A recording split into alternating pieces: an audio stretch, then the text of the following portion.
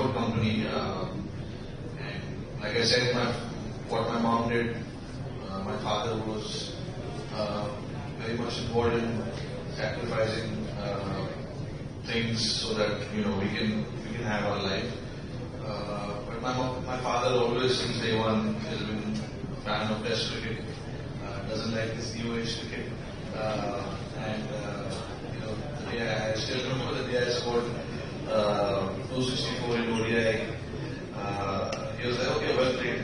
But there was no such excitement from him.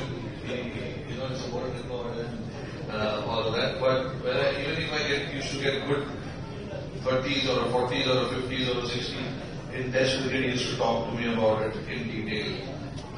So that's the kind of love he had for the game, and he's obviously seen, how you go up the ranks. You play age group cricket, you play, then you pass on to under 19, and then you go to Ranji trophies, League trophies, Irani trophies, India A, and I've done all of that. So he has seen my journey through that, and through this I have made it to the Indian team, playing red ball cricket, not so much of white ball cricket, but that's how the team used to get picked back in the day. You do well in red ball cricket and you find yourself first in ODI cricket and then into Test cricket.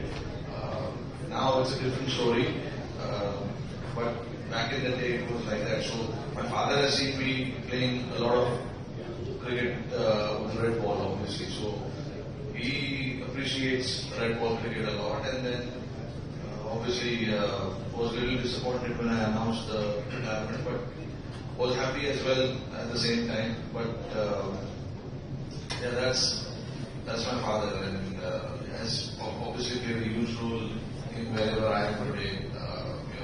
Without their help,